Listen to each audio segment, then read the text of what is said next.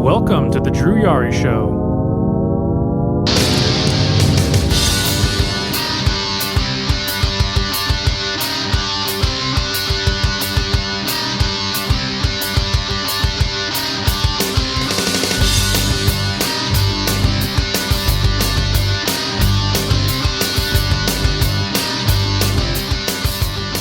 Hey, what's going on, guys? It is Wednesday. It is 9:11 p.m. Central Time here in a nice brisk weather here in San Antonio. I am Drew. You already know me. But with me, as always, is the man himself. Justin from Spinebuster Tees, SpinebusterTees.com. All right, man. Yeah, man, I guess we might as well just get it. We just might start off the show real quick. So, like I mentioned, we did our Saturday show last week to make up for Wednesday. So we already covered SmackDown. So I guess we might as well. Hey, appreciate it, Lightning. Appreciate you coming through. We might as well start off with Monday Night Raw, which was on November the 13th. No, wait, was it November the 13th? Am I off? Yeah, November the 13th. And for Raw, yeah. Which actually marks the 18-year anniversary of when Eddie Guerrero passed away on November 13th, 2005. Which can't believe it's been 18 years already. Yeah. Just crazy to think about. And yeah. I hate to start the show off with a downer, but what do you remember about that day, like when you got that news? I was getting ready for school. Had the Ray on. I think it was like probably on 90.5 or something like that. Then I guess like they have like those little quick news notes that they have that is for like 30 seconds, and you tell like stuff that's going on. And one of those things like Eddie Guerrero died in his just like, oh shit, like. Yeah, they kind of messed me up for the day. So, I remember this being on a Sunday because I remember this one. It happened on a Sunday, yeah, but like I didn't hear it until Monday morning. So yeah. I remember on Sunday. This is when MySpace was like going rampant, and I remember somebody on my page, one or friends list or whatever, had a picture of Eddie, and it showed two dates. And I looked at it, and that's how I found out. And lo and behold, it was on the website. I just remember just being sad. I was crying like profusely, and it hurt. It hurt because Eddie was one of my favorites. Everybody loved Eddie. And it was more sad. It's just like his life story of like he was able to kind of hit rock bottom and then come back and get his life back on track, and then. The very next day at school, it was just like shit. Like it was just kind of a rough day at school, and and of course watching the tribute show. So, it still sucks. We all still miss Eddie. I don't want to bloviate his career too much. I don't want to say like he was the greatest star of all time, but he was certainly if you're talking about a top 10, top 15 list, top 20, he definitely belongs on there. He's one of the best, in the ring to ever do it. Certainly one of the most popular and most entertaining guys. When he was Latino Heat, he got over with that character, like, massively. But overall, like, what do you remember most about Eddie's career? His stuff with Rey Mysterio, especially in WCW. Just when he first turned heel in WCW too as well. I really enjoyed his WCW work a lot. Obviously with China, like, when he first came in WWE, when they first came in as the Radicals. Funny thing is that fucking Benoit won the title the night before. And he was on Raw the next night. Right. Yeah, so it was kind of crazy there, but I mean, just like all his entertaining stuff, he was obviously dynamic in the ring. Now, I don't have him as high as other people do. I think people kind of overrate him because he passed away, unfortunately. That's just my personal opinion, but Right. but yeah, no, he's like still like one of the best ever to do it. You know what I mean? Like one of the best in ring ever to do it. So that's without a doubt. But yeah, no, like remember his career really fondly. I remember when he came in as a very fresh babyface in WCW, wearing the white and red singlet. And remember picking him in the video games back in the day, or in WCW World Tour. You know what I mean? And yeah, man, it's just obviously he's very well known, one of the most famous wrestlers of all time. I wish I was an adult back then when he was coming up, like in like 93, 94, 95, because obviously he's from El Paso. I wonder how often he would have came to San Antonio. You know what I mean? Like if there was like there was local wrestling promotions here during that time frame. I was wondering like if he ever like had like a couple of couple indie matches here during that time frame. So yeah, I think it'll still technically be territories. It's not really independents, but right. It's like the tail end of the territories. But regardless of that, yeah, I just kind of wonder like how often he wrestled here before he got to WCW and eventually WWE. So, but yeah. Well, I mean, he did. He technically not technically, but he did do indies. Whenever he was fired from WWF, WWE. Yeah. But I was talking about prior. Like, yeah. I'm not talking about the Ring of Honor. I'm talking about like in 1993, 1992. Obviously he was wrestling in Mexico. But I was wondering, like, how often he would have came here, or surrounding areas at least, to wrestle. So, right. I'm pretty sure he was. If anyone has that information, but yeah. I mean, kind of the same with you with Eddie. It was just, I don't know if I'd put him in my top 5. I'd probably put him in maybe top 15, top 20. I mean, I think when you do pass away, your career is a little bloviated. It's not really disrespecting the dead. It's just, when anyone dies, their career gets a little overhyped. Unfortunately, I'm seeing that going to happen with Bray Wyatt, too.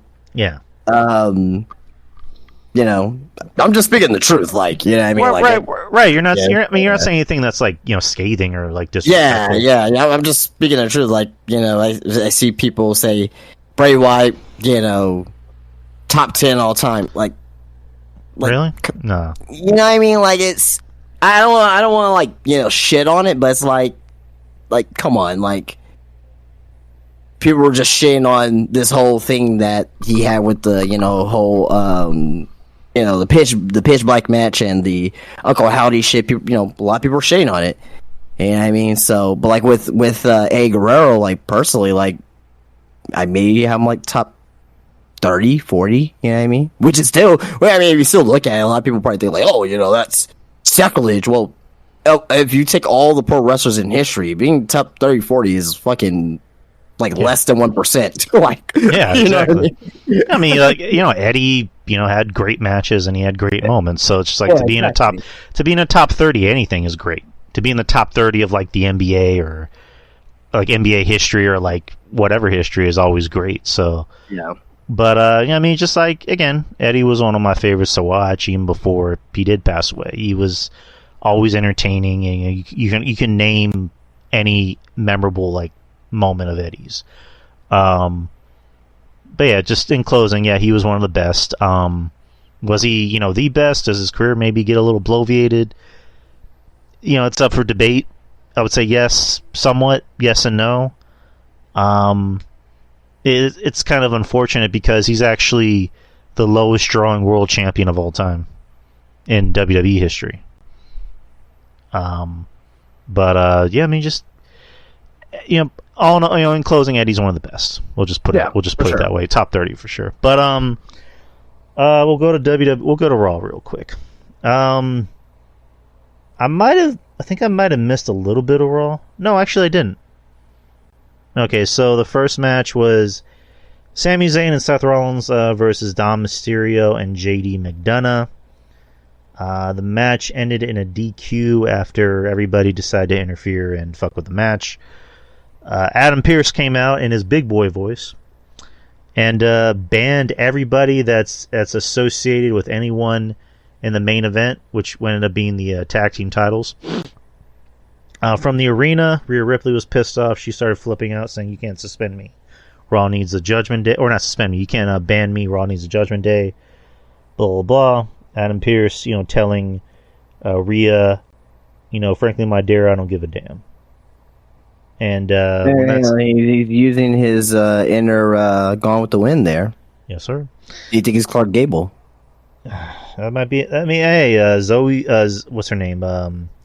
Tony Storm. She's who's it? Faye Dunaway, apparently. So pretty much. Adam Pearce can be Clark Gable.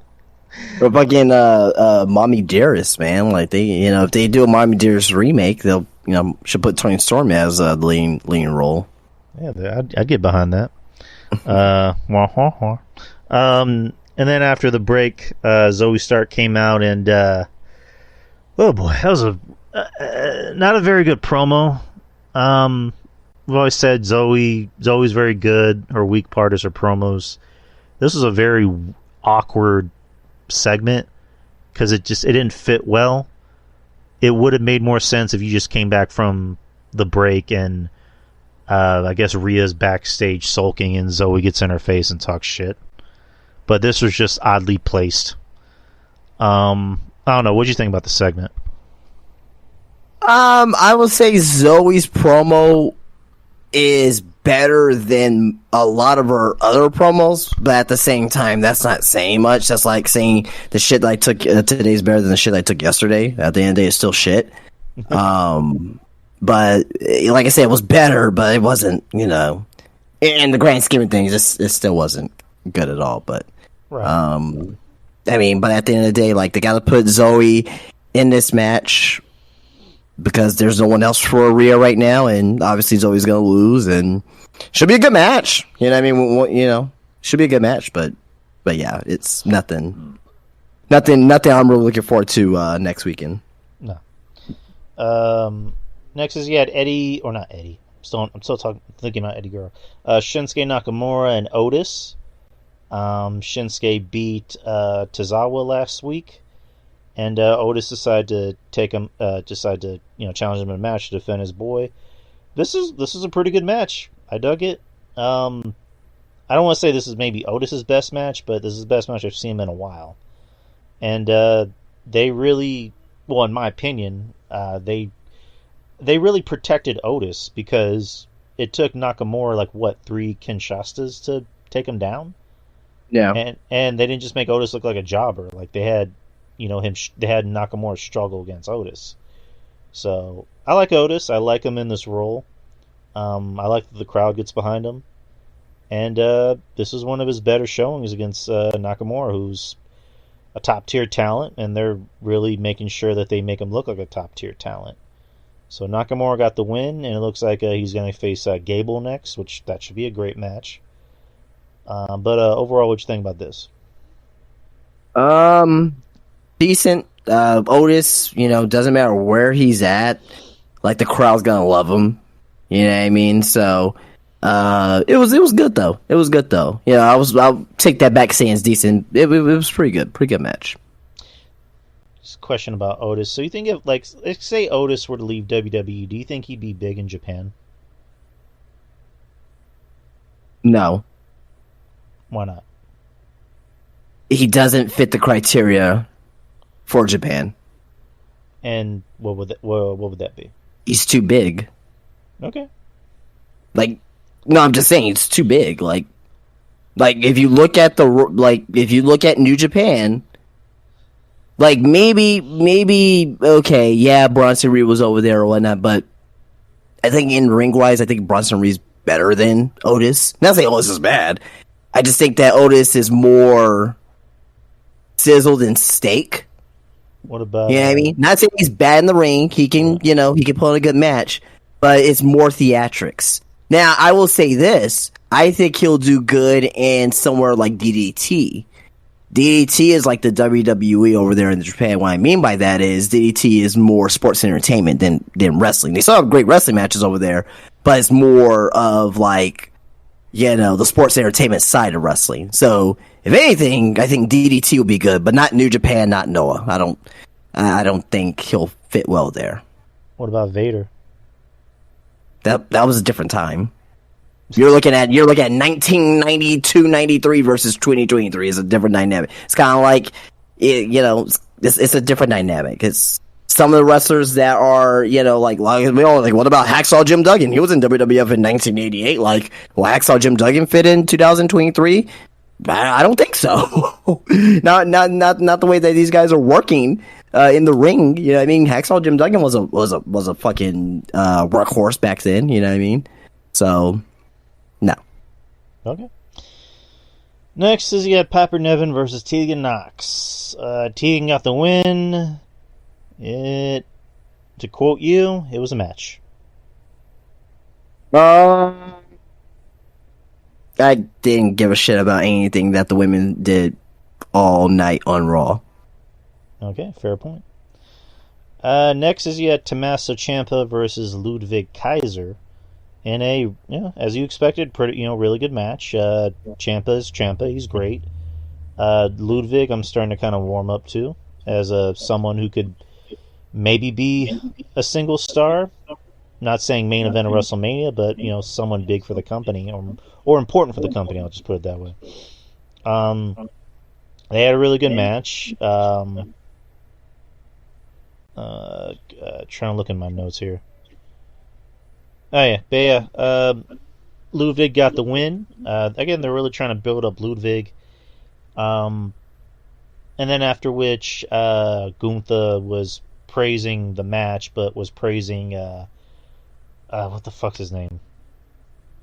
Giovanni Vinci. Vinci, I'm sorry. Yeah, Vinci for winning the match, even though Kaiser's the one that actually won the match. So that sets up some dissension between the whole group. But overall, what'd you think about the match and the segment afterwards? Good match. Ludwig Kaiser is fantastic. As I mentioned, I think that in Germany next year, I really, really think that they may do Gunther versus Ludwig Kaiser for the World Heavyweight Championship. I think they're probably going to do it. Now, that's a long time away. They got to do some building up for Ludwig, but I think they may want to try to do something like that there.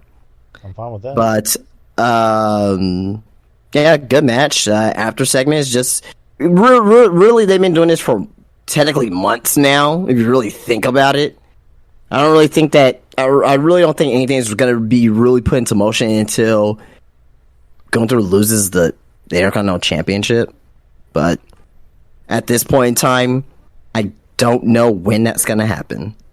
I would figure that Gunther will have a chance to lose it. I don't see him losing to The Miz at Survivor Series. No, I don't. There is no chance in hell he's losing to The Miz. I don't see that happening. I'm not shitting on the match. I think I actually kind of like it. Of Gunther versus The Miz, but I think the outcome is rather predictable, which is fine. But if they're seriously thinking about making Gunther the possibly winning the Royal Rumble, he has to lose that Intercontinental Championship sooner rather than later, or they may do title versus title at WrestleMania, which I'm fine with if they do that. So I don't know, but we'll see. Since we're talking about Gunther, so Gunther was on the jump, or not the jump, the bump. I'm sorry. You're thinking about the NBA. Oh yeah, I am. And the subject of, I guess, some of the greatest Intercontinental champions came up, since he's the longest reigning Intercontinental champion, and Ultimate Warrior came into the conversation. He says, and I quote, "Those are the real dark ages in our sport: bodybuilders and showmen." Yeah, look at that. He is a showman. He's not an athlete, not a professional wrestler. He is a showman. So now everybody knows why I had to be the one to keep this title for the longest time in history, to wash its reputation clean and set it to a new standard. What do you think about those comments? Nothing really. He didn't say anything there. Yeah, I mean, it's one of those, like, he kind of said a lot of buzzwords.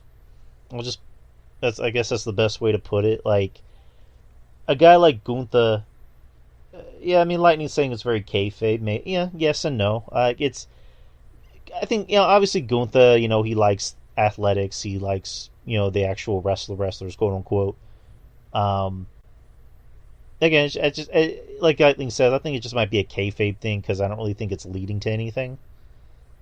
It's because, for obvious reasons. So, yeah, I don't know. It's one of those comments where it's just like it's a whole bunch of nothing because I don't really think anyone's talked about it. Usually with a lot of these comments, or like big buzzwords, like you'll see like a huge flood of like misspelled hate messages on social media. But in this case, it's just like, oh, he said that? Okay. So, I don't know. Just kind of wanted to bring that up. People took that too seriously is hilarious to see. Or no, people haven't taken it too seriously.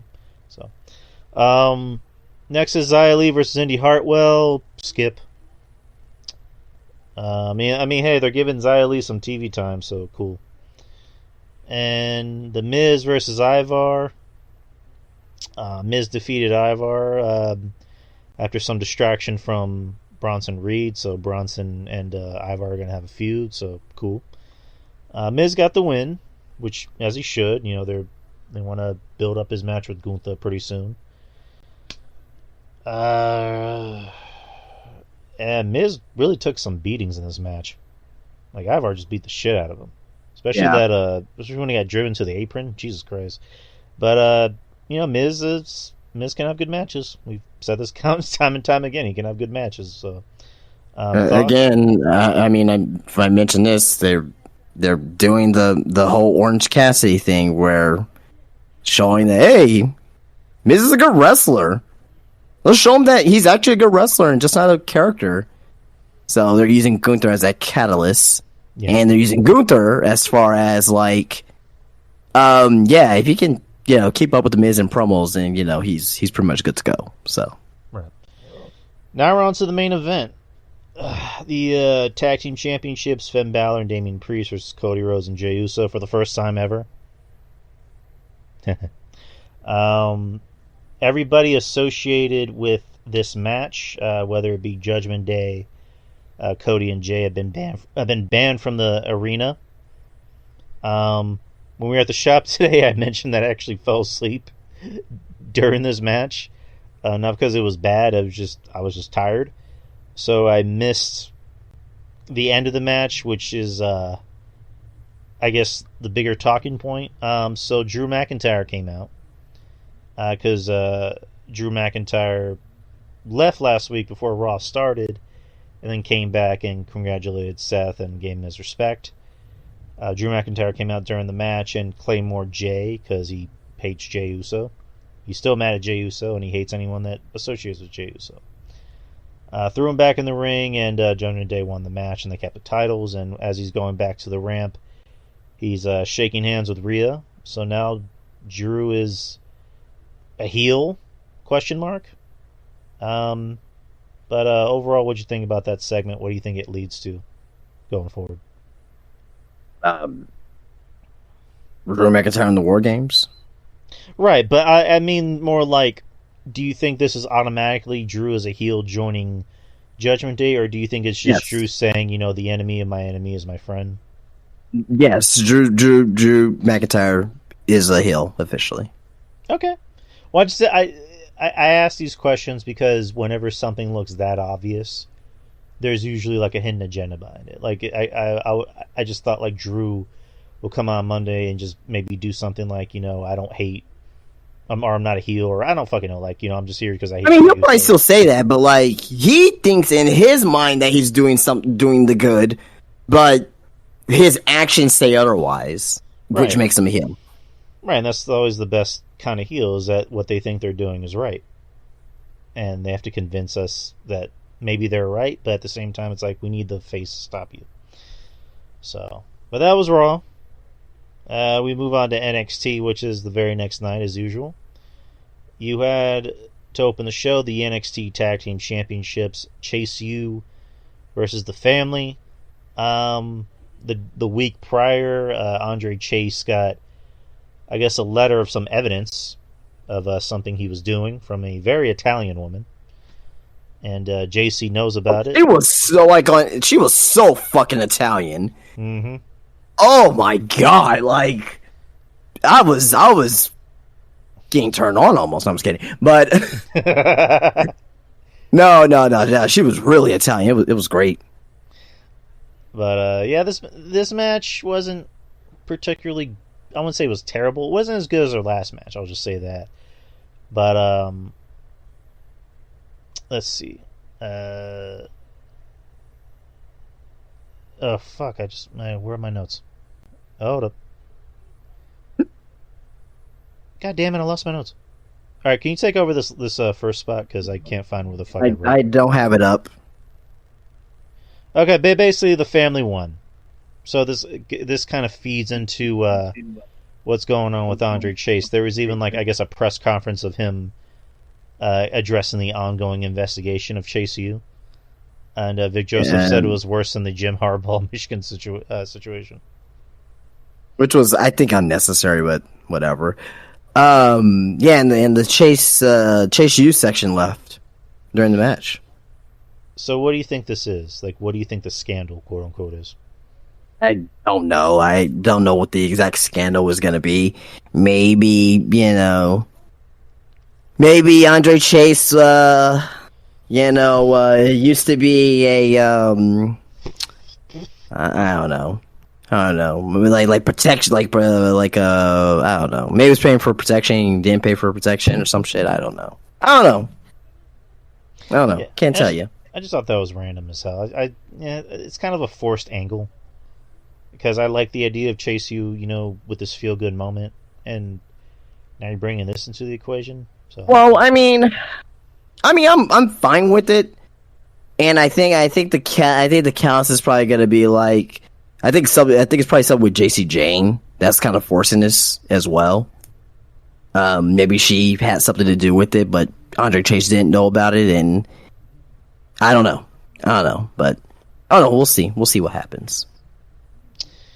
I'm not poo-pooing shit on it. All right. Next is you had the Iron Survivor qualifier, Roxanne Perez versus Lash Legend. Not a really good match. Lash Legend won, which doesn't really make any sense as to why she would win, but whatever. Terrible. Terrible decision. Yeah, that was fucking awful. Another Iron Survivor Challenger qualifier match. Trick Williams versus Joe Coffey. Pretty decent match. Good, solid back and forth action between these two. I like what I'm seeing from Joe Coffey. I think he's a solid worker. And Trick is over as fuck. He's over like Rover. And he won the match. And now he's in the Iron Survivor thingamabob, which is going to happen in a few weeks. And, of course, Mello out there to, quote-unquote, support his boy. So, whatever happens with that is going to happen. Let's see. Am I missing anything else? No, I'm not. The Brawling Brutes versus Out the Mud. Entertaining match. I need to see more from Out the Mud. I've only seen them in a few matches. I'm not saying they're bad. I need to see more from them. But they're green. Yeah, they're very green. They're greener than green. That's a little bit too harsh. They're just green. They had a match with the Brawling Brutes, and it was an entertaining match because Pete Dunne's good. Ridge is good when he's not hurting people. But Out the Mud was able to kind of hold their own against this team, who's the Brawling Brutes can have good matches with anyone. I'll just put it that way. But what'd you think about the match? It was fine. It was fine for what it was. Like I said, Out the Mud's green. I mean, they're gonna get better over time. I think they're gonna get better over time. I don't expect them to be like fucking like the Revival, this time next year or anything like that. But I suspect to be a lot better than where they are at right now this time next year. So, but I thought the match was entertaining for what it was. Joe Gacy cut a promo on top. Did you miss the Lexus King and Baron Corbin backstage segment? I saw them. No, actually, you know what? No. I do remember it. Lexus King was talking to Baron Corbin, and Lexus King alluded to mission accomplished. So just basically putting out there in the ether that he did something that he doesn't want us to know about just yet. Whatever that something is. So, I don't know. I don't know what you thought about that promo. Cryptic, like it. Keeps you thinking, keeps you wondering, keeps you on your toes. That's what you need. That's what you need in pro wrestling. That's what you need for storylines. You need things that will bring you back the next week to see if you gain advancement. So I'm fine with that. What do you think Lexus King's involvement? And when I say involvement, I mean just like they're not coming out straight up and saying that he did something. But I don't know. I think it almost seems like it's too obvious that he's involved because he's saying that he's involved. And it's the same thing with Hayes. Like he's alluding to that he's involved or at least knows something. Like, do you think it's going to be somebody we're not really thinking about, or I don't know? Like, what do you think? I don't know. Maybe it's something that Mel was going to attack Trick Williams, but Lexus King got there before he did to attack Trick Williams, and maybe that's on camera or some shit like that, or I don't know. I mean, that can be unique. That could be kind of weird, though, depending on how you film it. Yeah, I mean, it could be cool. Like, you know, he's about to take out Trick, or maybe he saw Lexus take out Trick, and he just was like, should I help, or should I just... Like, you know what I mean? Because, like, you know, Trick is going to take away my thunder, so... Right. Yeah, that can be unique. Let's see. Gigi Dolan versus Ariana Grace. Dolan got the win. Grace tried to cheat by putting her legs on the ropes. On X, she said, "I wasn't cheating. I was just trying to give myself more space." So, yeah, the match was bleh. It was a match. It happened, and good thing they still like Gigi, and they're still trying to make her into a star somewhat. Next, I'm pretty sure this is your favorite segment of the night, Von Wagner and Mr. Stone's journey. Oh my god, I cried. The two agreed to have dinner at Stone's place. So, then Eddie Thorpe explained that he had healed up from his strap match with Dijak and wanted to join the Iron Survivor Challenge. Charlie Dempsey challenged him, so next week we're going to get a qualifier for Eddie Thorpe and Charlie Dempsey. That should be a solid wrestling match. Yeah. Was this the main event? Oh yeah, the main event was Baron Corbin versus Wes Lee. Corbin beat Lee, so they want to. I mean, they obviously want to build up Corbin for his match with Dragunov, which makes sense. And Lee's been out for a while, so they kind of want him to, I guess, start from the bottom and get right back up. Well, I mean, the destruction from Dominic says it all. I mean, yeah. So it wasn't like he got, Wesley came back and he got pinned clean. No, I know that. I mean, the distraction from Dom. Yeah. Right. So that makes sense. I'm fine with that. You want the match to mean something, so I mean it'll be one of Corbin's better matches because he's in the ring with Dragunov, and Dragunov can make anyone look like $1 million at this point, even Baron Corbin. And Corbin had a good match with Hayes not too long ago. And he had a good match with Lee here too. I thought it was a good match. Yeah, I mean I think Corbin he doesn't get enough credit for having good matches. Granted, look who he's in the ring with, but I mean, you're at that point maybe like 6 months ago. Right, but I can change my mind. But yeah, true. But I think it's one of those things of like it takes two to tango. Because oh yeah, of course, yeah. There was a point where Corbin couldn't even have a good match with AJ, and it's fucking AJ. You can't have a good match with AJ. Like, what the fuck? Same thing with Big Cass when they were trying to make him into a thing, and he couldn't even have a good match with Bryan. Look who was booking the shit then. Yeah, you're true, but at the end of the day, I like Corbin in NXT. It looks like he's liking being in NXT, so I'm liking where this is going. And that's really about it. Yeah, that was NXT. Yeah. Good show. I mean, just nothing too crazy happened on it. Afterwards, you did have Corbin attack Ilya. So. All right. So AEW happened tonight. I watched a little bit of it. I watched the promo with Paige and Swerve, which it was an interesting promo. Yeah, it was really good. Yeah, it was mainly just Paige talking and Paige saying, let's talk about your wife leaving you and your kids not wanting to talk to you. Let's talk about you being a dumbass and getting fired from WWE, which he didn't say WWE, but he just said dumbass and getting fired. And then, turning his attention to, wow. Yeah, but was it really? It was fucking budget cut during those fucking budget cuts. Like, yeah, he didn't do anything to get fired. Like, fucking Vince was like, "Oh, I don't get this rapping shit. I don't get this fucking hit road shit. Let's just release everybody." Like, that's pretty much what fucking happened. Right. So that was kind of a weird thing to say. And then he's going to Nana saying that Nana's, fake and, he gets his weed from, middle schoolers after the show. And then he tells Nana, after that, I'm going to whoop your ass and take your weed. And then, tells Swerve, we might not be able to touch until Full Gear, but they didn't say anything about Nana, so he starts whooping Nana's ass. So that was the end of the segment. And then afterwards, well, I know you didn't see all AEW, but the opening match with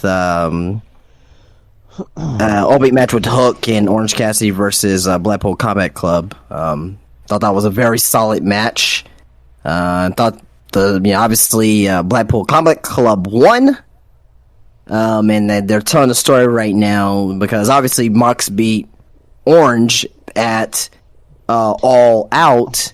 And I guess they're trying to tell the story, that Orange Cassidy has doubt in his mind. Can he beat John Moxley? And so they're playing to that now. So because I think during the match, Cassidy did like an orange punch to Moxley, and Moxley no-sold it, which was whatever. But I guess it's part of the story where it's like, Orange Cassidy's like, man, like, let's hit this guy with an orange punch, and like that didn't even do anything to him. Like, how am I supposed to beat him? And he already beat me once already, type of thing. So, which I can agree, which I can respect. So, but the one I saw after the segment was the Sky Blue and Red Velvet match, which I liked it. I know, just it seemed very off. They were botching a few moves, and the crowd seemed to like it. They said, this is awesome. So I'm like, okay, maybe this match isn't for me. But Sky Blue, I thought they both worked hard in that match. Yeah, Sky Blue needs to kind of work on tightening that finish. But other than that, they're putting the gas behind Sky Blue, and she won. Now she's going to be in the triple threat for the TBS title this Saturday. So yeah.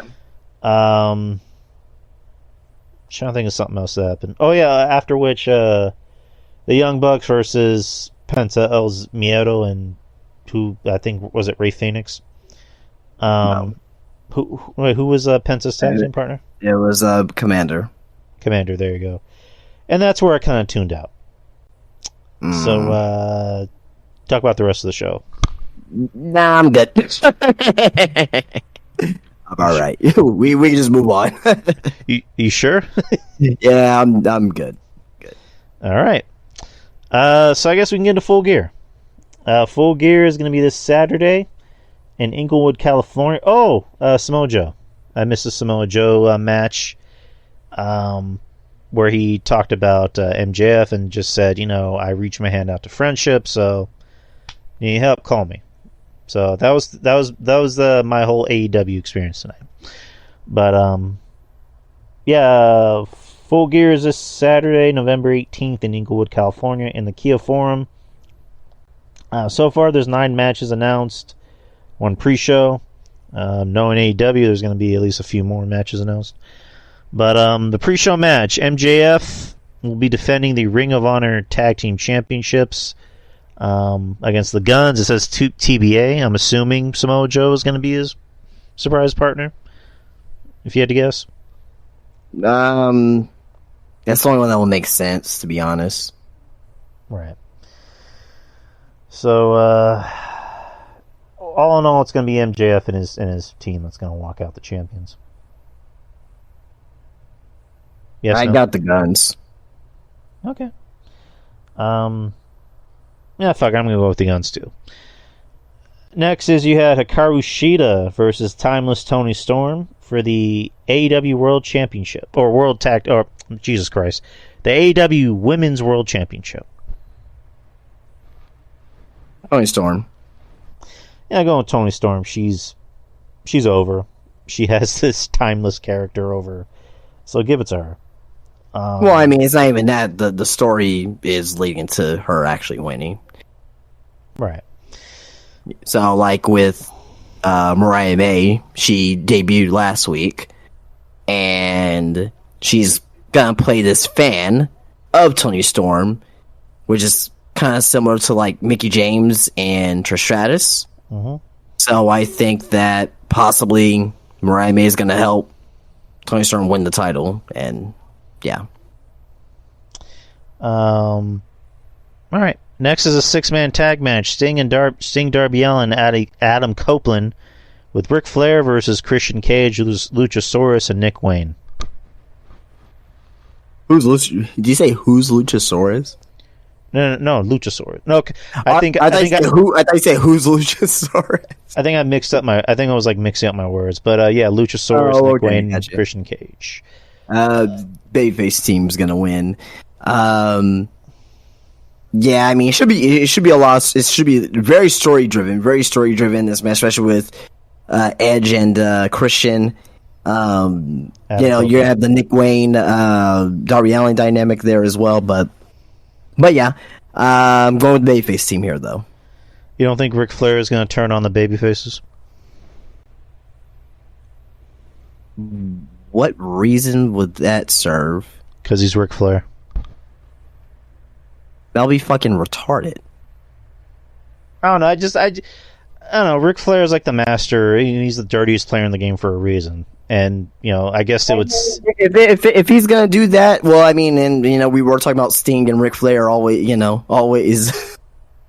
Ric Flair always turn on Sting. So that can happen. I still think it's stupid. No, I'm not counting it out. I just think it's dumb to do so. But... never underestimate how stupid AEW's booking can be. Well, however, the only thing I will like about it is if Ric Flair will mentor Nick Wayne. Now they'll get Nick Wayne a little bit. They'll get Nick Wayne a little bit of notoriety, so I'll be fine with that. But outside of that, what's your mom's phone number, kid? Woo! Outside of that, fuck, I forgot what I was gonna say. Fuck, never mind. Yeah, it'll happen. Before I get to the next match, so Tony Khan posted an announcement like he usually does, basically saying this Saturday at Full Gear there's going to be a new superstar that comes into AEW. That was going to be one of my articles. So there you go. That's very well respected by AEW fans alike, and they will be there to sign their contract. Who do you think this might be? Who do you think is going to be? Hogan. I'm playing. I don't know. You think? Yeah, I was like, you really think it's going to be over here? Like, well, I mean, didn't he ban him and Linda from AEW? Yeah, he banned Hogan. Yeah. What about Brooke Hogan? I'm playing. I really don't know. Just have Brooke Hogan and fucking Paul Wall do their song together. Like, believe it, I mean that song was a hit on the radio. That was an actual hit. Good for Brooke Hogan. Who do you think it is? Oh yeah, no, that's what I was asking. Who you think it is? I mean, I can't really think of any free agents at the moment. or I mean, any like free agents that contracts are actually coming up pretty soon. So I don't know. I honestly don't know who it could be. Nobody at all. No names spring to mind. I mean, I know Ospreay's contract doesn't come up until like what, February? That's been the reports. Yes. Mercedes. Wait, Mercedes. Okay, never mind. We're used to saying Mercedes. I was kind of let Drew kind of figure that out, but yeah, Mercedes. It's most likely probably gonna be Mercedes. Now, if not, now I will say this: if it ain't Mercedes or if it ain't Will Ospreay, I don't care. Okay. I really don't give a shit. If it ain't Mercedes or Will Ospreay, I don't care. And there's been people say, "Oh, maybe it's Dolph Ziggler." The 9 days ain't up, y'all. So forget the names that got released. Just forget about it. They ain't happening either because 9 days are not up yet. That's not till next month. Yeah, so that's not gonna happen. So it's either Mercedes or Will Ospreay. If it's not neither, it's that's not. Yeah, it'll be bad. Now, I did see some people. Oh, maybe it's Matt Cardona. As someone that watches and listens to Matt Cardona every week, I don't see that happening. I'm not counting it out, right? But I don't see that happening just because on how highly he speaks of when he's like, oh, I can just do whatever I want, and I can, I have my own schedule, this, that, and the other, and he has his own, toy company now, action figure company now. So like, I don't think that's gonna happen either. So isn't Ospreay's contract up until like February?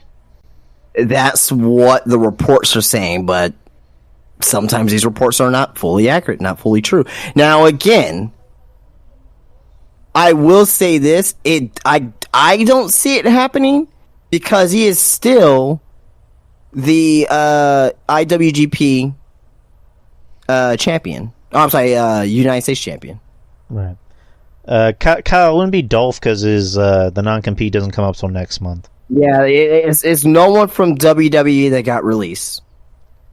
The 90-day non-compete is still in effect. There's no way that's going to happen whatsoever. Unless the only way that's going to happen is if I believe that if AEW buys out the contract, but money-wise that doesn't make sense. Like, why would you buy out the contract just to get fucking Nick Nemeth on TV? This ain't fucking CM Punk we're getting on TV. This is Dolph Ziggler. Love Dolph to death. He's one of my most underrated wrestlers of all time. But like, if you're AEW, what would be the rush to get Dolph Ziggler on TV? He can wait another fucking month. Yeah, Yeah, just take your time with Dolph. Yeah, it's not like we're clamoring to get, John Cena or Brock Lesnar or Randy Orton or anything like that. I got another name for you too. This is going under the radar, but I don't care. Again, I do not care if this happens, but I have this one above Matt Cardona. I have this actually above Will Ospreay. I think it's going to be Mercedes most likely. But I'm going to go with a name here. Ronda Rousey. I don't care if it happens. But Ronda Rousey. I don't think anyone would care because, like, they're saying AEW fans. Like, respected by AEW fans. So I don't think she has that kind of respect with the AEW fans. I think... Tony Khan, he's a salesman. He's a salesman at the end of the day, so he'll, I agree with you. I'm just saying he's a salesman at the end of the day, and he's gonna try and sell it and make it seem like, oh, this is gonna be great. But Ronda Rousey. But I think the most likely one is Mercedes. Yeah, it's Mercedes. I also don't think Ronda would want to sign with another company. It almost seems like if she's getting paid a butt ton of money, then yeah. So. Yeah, true. Yeah, true. What do I know? But also as well, kind of give you a little insider. I had a UFC fighter that came to the shop yesterday. I forgot to tell you. I forgot to show you a picture. He's legitimately in the UFC. He was actually at UFC 296 on Saturday. He actually fought and he won. in the prelims. It was like the very first match of the prelims, so it was before like anybody else got there. But his name is Jamal Emmers.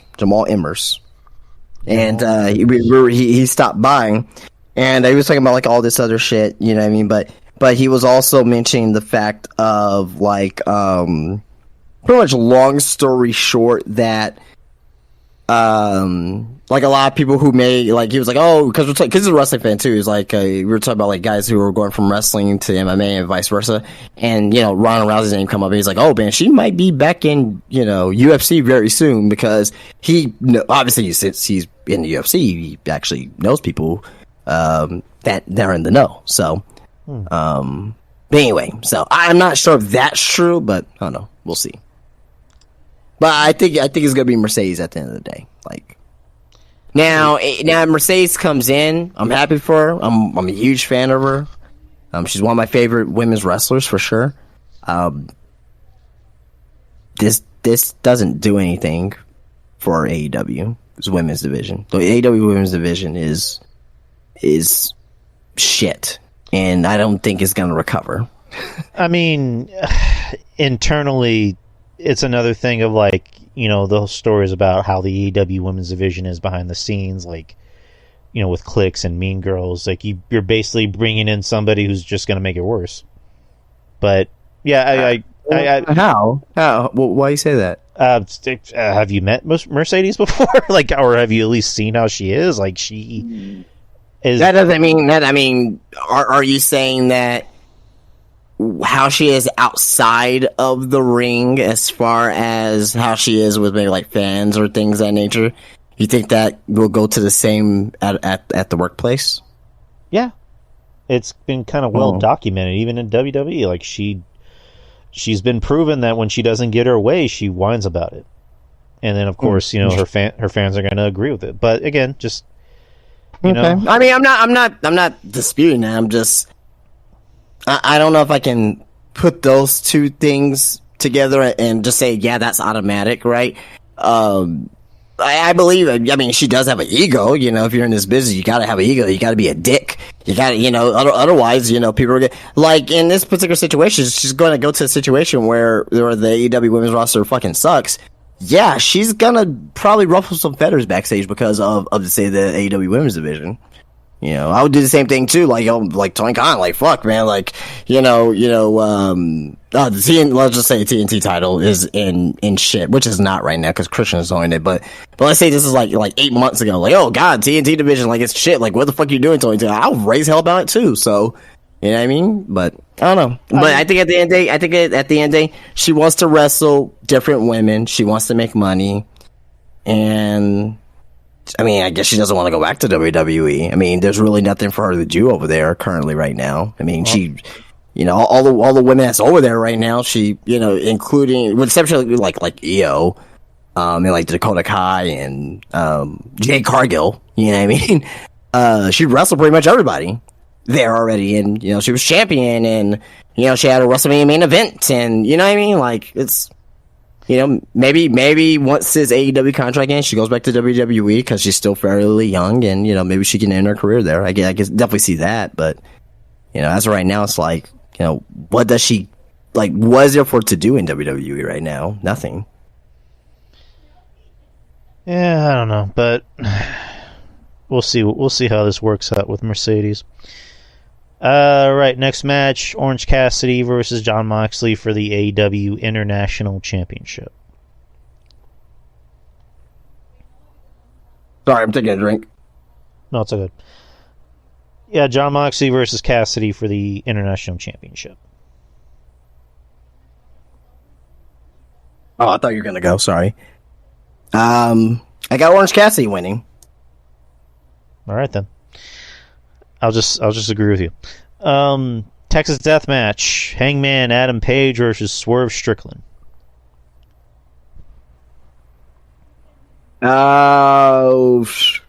Could be one of the matches of the year.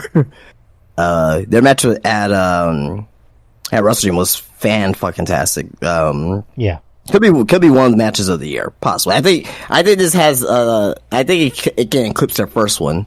First one was fucking great. I got Swerve should win. He needs to win. Like, but at the same time as well, like, Adam Page hasn't won anything important in a long ass time. You know, I want Swerve to win. I hope Swerve wins. He deserves to win. I just think that AEW may give it to Adam Page here, which I don't agree with, but I wouldn't doubt it. I'd give it to just give it to Swerve. I want Swerve to win. I want Swerve to win. Like I just said, like I want Swerve to win. He should win. Prediction wise, I think they may give it to Adam Page. Yeah, I hope not. I seriously hope not. Swerve, keep Swerve hot. Swerve is hot. I think he's one of the hottest guys in the company. Just keep that momentum train going. But so next, after that, so just for argument's sake, what happens to Adam Page after this? Like, where does he go from here? No, the unemployment line. I don't give a fuck. Oh wow. Okay. I'm fucking around. Well, not really. But Adam Page, I don't fucking know. Do a storyline where he decides to go away for a little bit. Like, yeah, I don't know. You know, it was like random ass. You really don't give a shit about him. It's like, just hope he gets fired. But maybe just do a storyline where he's just not on TV. Like, I hope. I mean, I'm not saying I want to lose his job. I just don't really care for him personally. Like, I'm not saying he sucks. I mean, he's obviously a very good wrestler. He can have good wrestling matches, but he's just kind of a shitty person. Just, I don't give a fuck about him. I give a fuck about Swerve and the guys who actually add something to the show. He doesn't really add anything to the show, in my opinion. Do you think that's on him more, or what do you think it is? I think it's on him, and I think it's not on people reining him in. You don't think that it has something to do with possibly Tony Khan, like after he lost the AEW championship, not doing something relevant with them? Oh yeah, definitely. Like Tony, I mean, this at the end of the day, this falls on everybody and not just one person. You know, because, and let me put it out in the ether. I was a big fan of Adam Page when AEW first started. Out of everybody in that elite group, I looked at Adam Page and I go, that's a star. Like, that's a guy that can be on WWE television. Like, he looks like a star. He has the potential. He has a look. He can work. He's believable. I still think he'll be great in WWE, to be honest. Right. And it's just, when he became world champion, it's just like, I mean, there was even like bits where he wasn't even on the show like for weeks, and he even came out one week against Danielson. He's like, yeah, so I'm on the show now. So what the fuck? That definitely does fall on Tony, because it's just like Tony knows how to book for certain guys. He knows how to book for Britt. He knew how to book for Jericho and Omega, but he didn't know how to book for anyone that wasn't them. So, I mean, that definitely does fall on Tony. For kind of, I'm not trying to really speak for everyone. I'm just speaking more for myself, where it's just like, he just made me lose interest in him. And then it didn't help that Adam Page just kind of revealed himself to be this kind of entitled, millennial twat, saying, I don't take advice from veterans and blah, blah, blah. It's like, well, okay, dude, whatever. And then, going into business from... Isn't there like guys in wrestling history that had probably not to that extent, like, I don't take advice from from veterans, but like, isn't there guys in wrestling history that were renegades and outlaws and kind of being their own path, and they were beloved? Yeah, by Adam Page, for one reason or another, he's not looked as that but he's kind of doing not the exact same thing, obviously, but he's like kind of doing it his own way, his own path, but it's kind of being vilified in the instance where, guys back in the day, I can name a ton of guys, like fucking like, Ryan Pillman. I was about to name some. I mean, Orton Orton's right. Orton's very famous for saying, I didn't take advice, but he is also famous for saying, maybe I should have taken advice. Because, when he first came in, he was doing like missile drop kicks and, cruiserweight moves essentially. And Arn Anderson would say, leave that to Rey Mysterio. You should be doing moves that work for you. And Orton would just kind of brush it off, and he regretted it. Same thing with Shawn Michaels. Shawn Michaels is like notoriously known for not listening to anybody. And again, another guy who's like, yeah, I was a dick. I should have listened. So, that usually happens when they get older, right? Yeah, hopefully with Paige, he has that come to Jesus moment of like, maybe I should listen. But just, I think it will. I think it will. Like probably like not by the end of this year, but maybe like next 5 to 10 years, like he'll come around on that. So, and just the whole thing with CM Punk, where he basically wanted a business for himself, and anyways, we're long past that. But anyways, I don't want Adam Page to lose his job. I just don't care. Anyways, next is a tag team match: the Golden Jets, Kenny Omega and Chris Jericho versus the Young Bucks, Matt and Nick Jackson. If the Golden Jets win, they will get the Young Bucks AEW World Tag Team Championship opportunity. If the Young Bucks win, the Golden Jets must disband as a tag team. What is with these fucking weird stipulations that don't make any sense? But anyways, who do you got?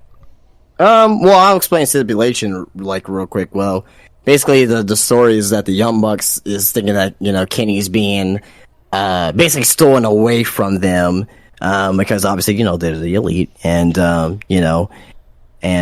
basically the Young Bucks want Kenny back for themselves, and like, hey, we want to be a team again, and this that, and the other. So that's why they came out with that stipulation.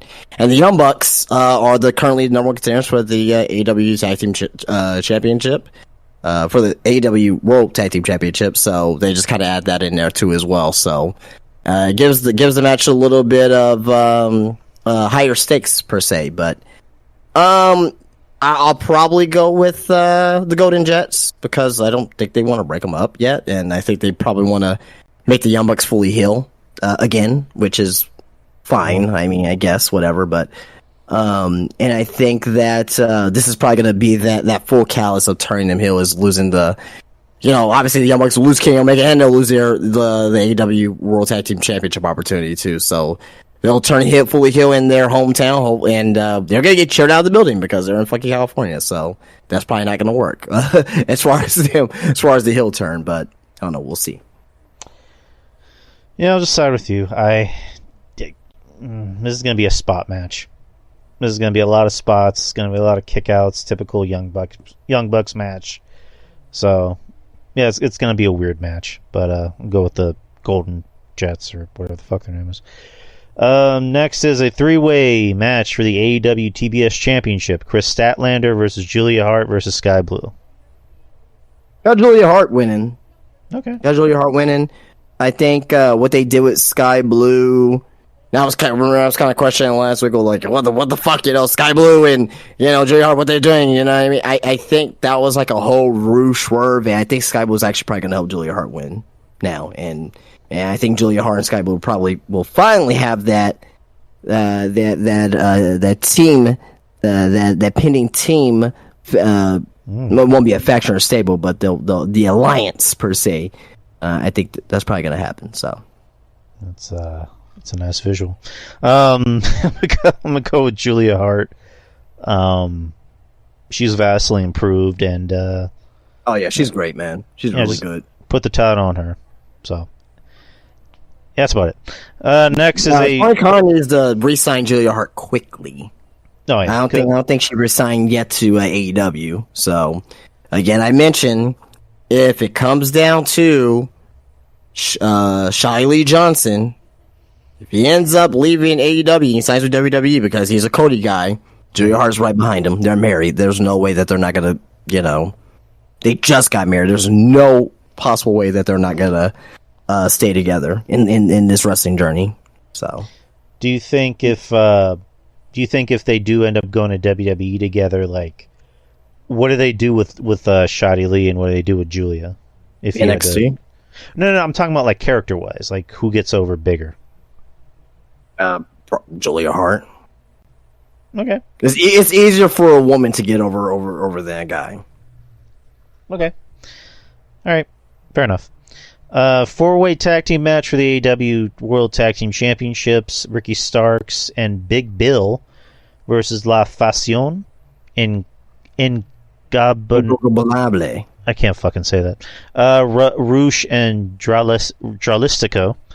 FTR and the Kings of the Black Throne. Malachi Black and Brody King. La Faction Ingobernable. I believe that translates to the ungovernable, governable faction, something like that. I don't know. I got Ricky Starks, Big Bill. All right, same. FTR Kings of the Black Throne. They're just filler. La Faction Ingobernable is just filler. Like, I don't really see a reason why any of the three teams need to win. Usually in matches like this, it's most times the championship team usually comes in and leaves with the title for the most part. Yeah, this is going to be another spot match. It might be a little bit better, but yeah. I'd probably rank them as the same. I think both of the tag matches. I think they're probably gonna I'm not talking about the 6-man tag, but I'm talking about the Golden Jets and the Young Bucks. I think both of those matches have a very high chance of possibly stealing the shows. So especially this World Tag Team Championship match because it was kind of thrown together, but obviously there's story there with Ricky Starks and Big Bill and FTR and then they're trying to make the Kings of the Black Throne something, but they're not doing anything with the fucking House of Black. It's just like, hey, let's give you the 6-man titles here, and hey, let's put you in. So they're trying to make it seem like they're doing something with them, but they're really not. So, and the main event, MJF, the champion, versus Jay White in a singles match for the AEW World Championship. Looking forward to this the most. This should be a great match. Like, Jay White is incredible, to say the least. I think he's one of the best wrestlers in the world, Jay White is. Yeah, so is MJF. So is MJF too as well.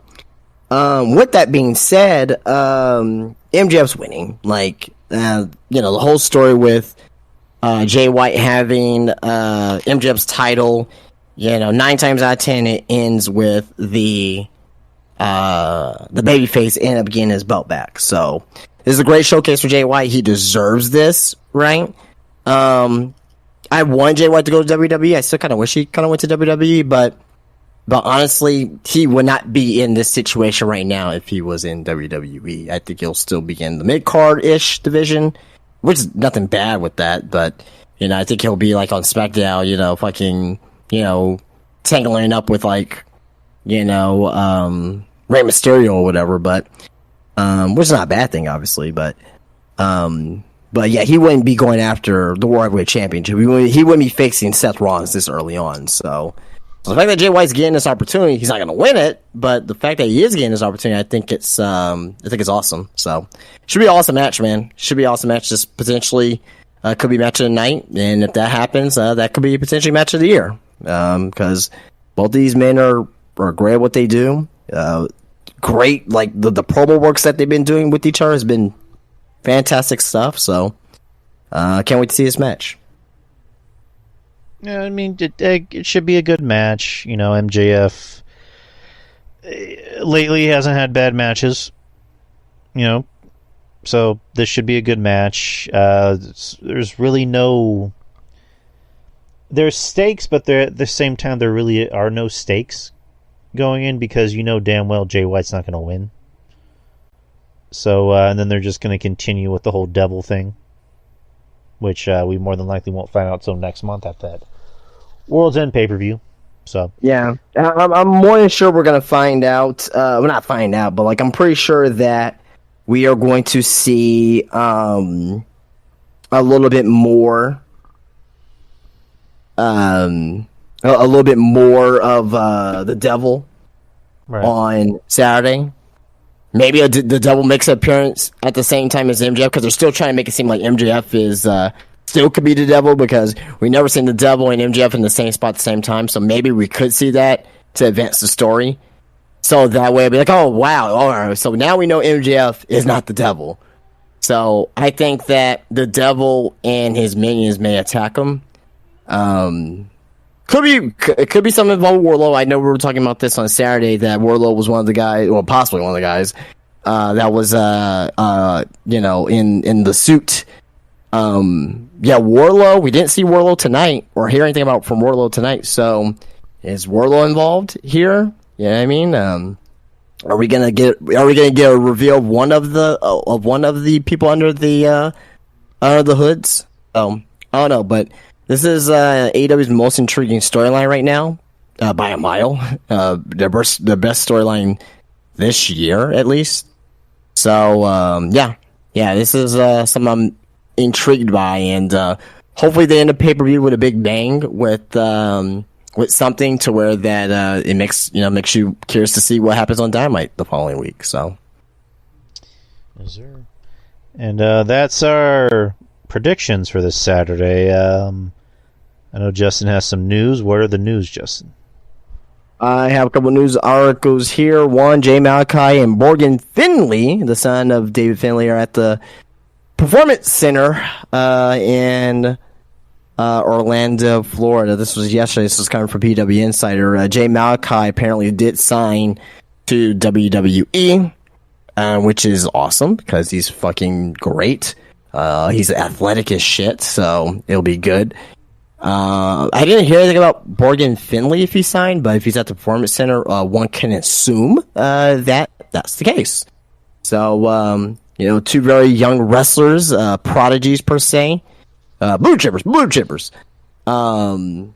So hopefully, they strive and we get to see these guys on NXT TV and 2024. So. Any thoughts about that for Morgan Finley, the son of Dave Finley, and Jay Malachi? Just wait and see approach, because you clearly know more about them than me. I've only just seen like the clips and shit, but just the more talent, the better. From what you've seen of Jay Malachi and Brogan, I keep calling him Morgan, but it's Brogan Finley. Yeah, those two, like from what you've seen or little that you've seen, which one you think it has more of upside? Probably Malachi. Just based off of the presentation and like his moves and his athleticism, because I know people love that shit. I hate to sound like Jim Cornette over here, but it's just like I want to see if he can do more than just like flips. I'm just putting it out there. So. Hey, just let's see what the dude can do. That's all I gotta say. Yeah, I think they're both gonna be great. NXT in 2024 is gonna be damn near. We both watch it, and I've been praising, but it's getting scary down there on how good it's gonna be in 2024. By the end of 2024, next year, this time next year, it's gonna be fucking phenomenal shit on TV. I think, but we'll see. All right, moving on. Rey Mysterio just had surgery.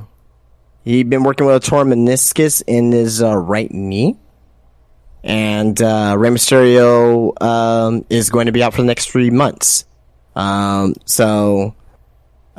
wrestled. Well, he was going to be out for 6 to 8 weeks. I'm sorry, but he wrestled with the torn meniscus for about 8 months.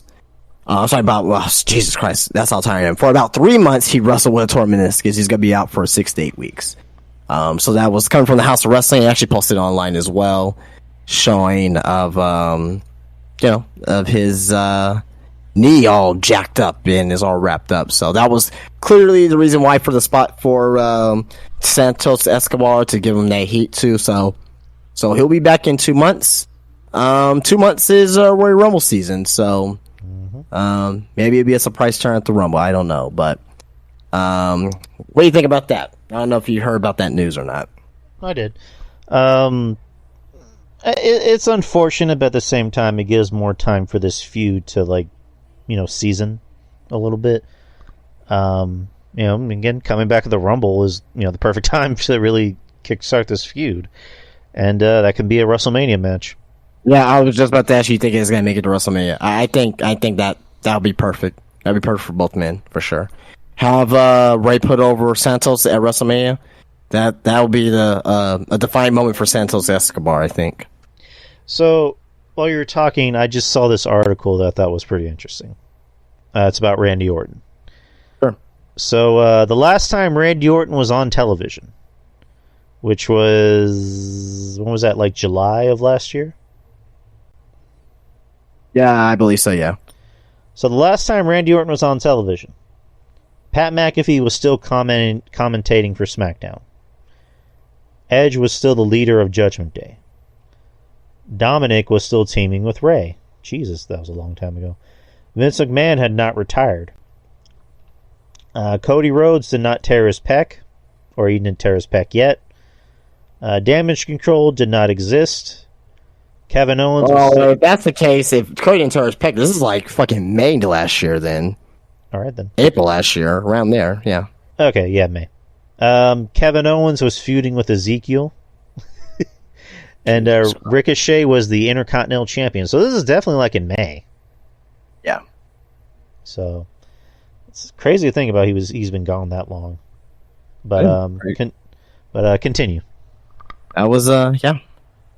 Put things in perspective. Last but not least, it's a bigger deal to me. I'll be honest. I don't think you will probably care, but Kota Ibushi is officially all elite. All right. What's crazy about that is because Kota Ibushi, he never really signed full long-term deals. He's always been a freelancer. He's always been a freelancer. Even in New Japan, yeah, he signed a contract, but it was very what's the word I'm looking for? Lenient. And I think at one point he was, they put the title on him when he didn't even really had a fucking contract with New Japan. So that's kind of a big deal because it's, now he's with AEW, he's exclusive to AEW. I'm pretty sure Tony's gonna let him wrestle like in DDT and shit because he ain't going back to New Japan after the big scandalous news from last year with the New Japan Kota Ibushi. So that's not happening. But I'm just wondering what New Japan thinks about this because it's like, you know what I mean? Because I know they're in a working relationship. So clearly, I'm pretty sure Khan covered with Rocky, like, hey, we're gonna sign Kota, and I'm pretty sure Rocky was like, okay, whatever, because Rocky Romero is like the American representative of New Japan Pro Wrestling. But yeah, no, Kota Ibushi is signed with AEW officially. So yeah. Yeah, good for him. That's my thoughts on that. Yeah, sure. That's all I got. There was one article I kind of wanted to discuss. It's a good thing. Kurt Angle was on a podcast called True Geordie and revealed that a film based on his life is currently in development and is expected to begin filming next year. He says, what I do now as I dabble in movies, I got a movie coming up in January. I just did a movie last March. I do some of that. I got a movie we're doing about my life story, which we're going to start filming probably next year. It should be a pretty cool thing. I'll be able to help out with it, be an advisor, which is kind of cool. So I'm looking forward to that. So the Kurt Angle movie looks like it's going to be what do you call it? Autobiographical pick. Yeah. Which with Iron Claw coming out next month, now we're getting a Kurt Angle movie.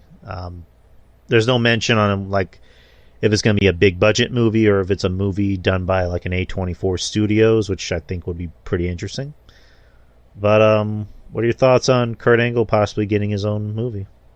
That'll be interesting for sure. It's kind of like have you ever seen Jesus, what was the name of that fucking movie? Hold on, let me look it up real quick. Sting. Have you ever seen the Sting's movie? Oh, it's called The Moment of Truth. Oh, yes, I saw that piece of shit. When he would look at the mirror taking pills, like what the fuck? It's like I didn't know who was more or less interested in watching that movie, me or him.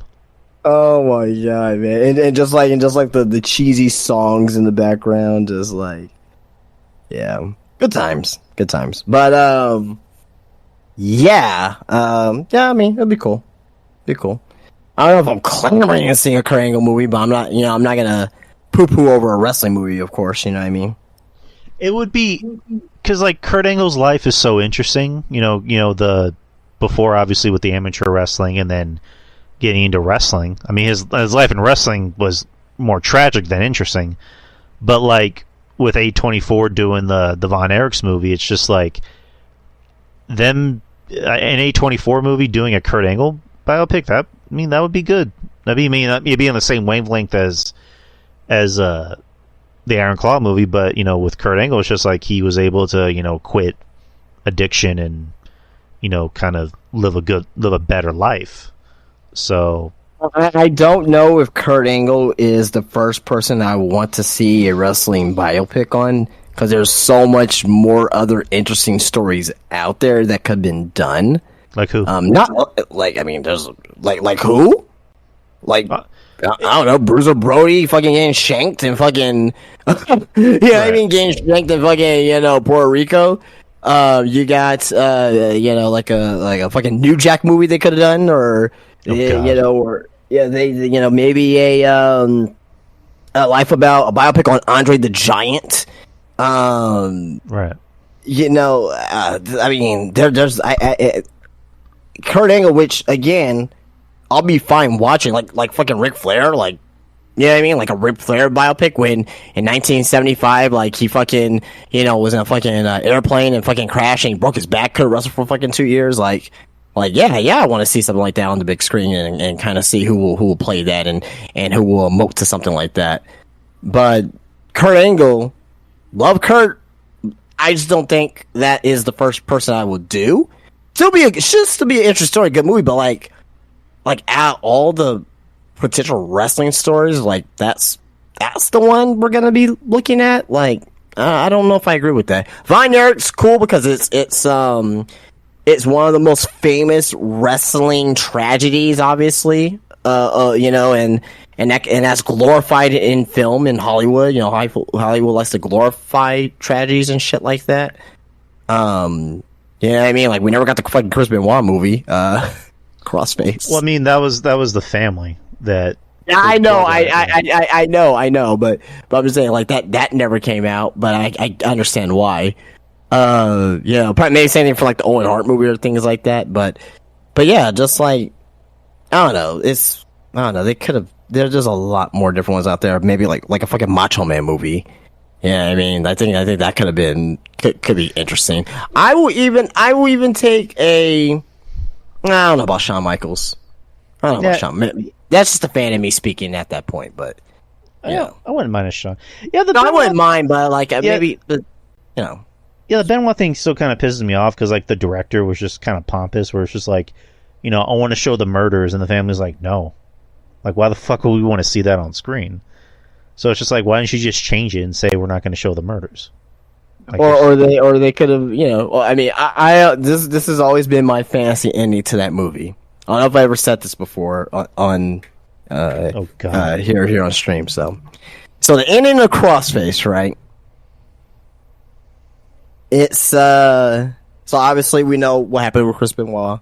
He how he ended his life. He hung himself with gym equipment, right? So he's in his basement or whatever, and all you hear is like commentary of like his biggest accomplishment is like won the World Championship, and all you hear is like the screen goes black, and all you hear is and just screen comes back on Benoit. He's in his basement. You can see the windows. It's raining. It's thundering. Then all you hear is Chris Benoit's music, and it fades back, It pans back, and all you see is Benoit hanging there. And it just plays Chris Benoit's music, and boom, cut, credits. Give me a fucking $1 million right now. What the fuck? Justin, what the fuck? and just the ending credits is just, fucking Chris Benoit's theme. That is dark. That is fucking dark. I mean, it's supposed to be. Yeah, it's just fucking Benoit. Jesus. You're just thinking like, just, yeah. Oh. Yeah, okay, well, maybe my version probably wouldn't happen. So. I don't know. Have Ron Simmons come in to, like, break the tension and just look at Benoit's body and go, damn! Turns into a they probably should turn into a comedy. Never know. Oh, God. Turn into a comedy. They turn the whole movie into a comedy where it's like, hey, son, yes, Dad. I'm gonna kill you now. Stop. You mean kill me softly? And then they break out into a musical performance. That'd be awesome. That's the show, people. Thank you, Justin. Thank you to Justin, of course, as always, for being on the show, for being my podcasting partner in crime. And as always, support Spinebuster Tees. He has a website, of course, if you can't make the trip to San Antonio. If you are in San Antonio, if you're making a trip to San Antonio, come on down to Spinebuster Tees at Wonderland Mall. And my boy here has you covered. He has everything you need. He has Funko Pops. He has action figures. He has shirts. He has socks. He has memorabilia of all sorts. SpinebusterTees.com. A ton of shit. He's got a lot of shit, people. So also as well, probably I'll say this time next week, I think everything will be full up and running. Whatnot. I'll have my Whatnot up, so I'll probably post it here in the chat. So if you guys are, you need action figures, WWE Elite action figures, you can buy directly from there, or I may be doing some Whatnot live streams for you guys to bid on certain items too as well. So, but yeah, that'll be coming. I'm already working on it now. I got stuff on there to buy already, but I'll probably actually send it here next week sometime. So sweet. And of course, you know where to find me. X, unfortunately, and then I have an Instagram that's more of like a personal Instagram, and then a Facebook page, The Experience, and the YouTube channel, The Experience, and then anywhere that podcasts are distributed, like Spotify or Google Play or iTunes or anywhere else, or not Google Play, Google Podcasts, I'm sorry, and basically anywhere that podcasts are distributed, you can find me. And there's also a Patreon where I do different shows, usually non-wrestling related, with RJ, Ruben, and Jeff Lippman. It's only $5 a month, people, so that's a good deal. You're not going to regret it. And basically, shout out to everybody who supports the show, who supports us, our friends. Look them up. They're very good, obviously. And thank you to Mish from Wrestling Soup, of course, who gave us this platform to do this show and reach a bigger audience. And I want to thank everybody that does come on to support, that does stay on these Discord recordings with us. Shout out to you guys. Thank you. Anyways, oh yeah, one more thing. So we might have forgot to tell you, or maybe we did tell you, or maybe forgot, I don't know. But so originally this Saturday was supposed to be the Q&A, but then I realized that this Saturday is a pay-per-view. So what we decided to do was for next week, next Wednesday, which is the we're calling our pre-Thanksgiving show, since Thanksgiving's on Thursday and we're on a Wednesday, that we're just going to kind of combine both shows together. So next Wednesday, you're getting more bang for your buck. You're going to be getting a show, which we're going to be reviewing Full Gear, and we're also going to be predicting Survivor Series, and we're also going to do a Q&A.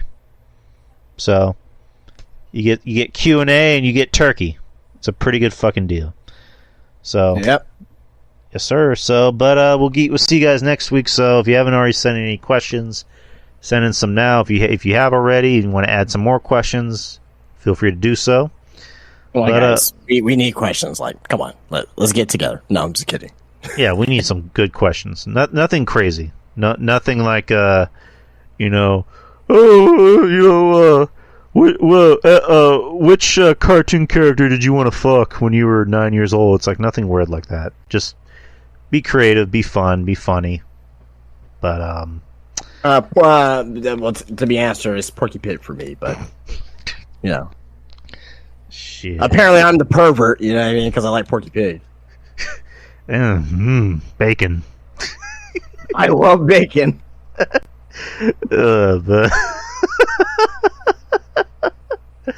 Oh man. Anyways, we're done for the night, people. We will see you next week, same time, same channel. And that's about it, peeps. Take care, have a good night, and peace out. Peace.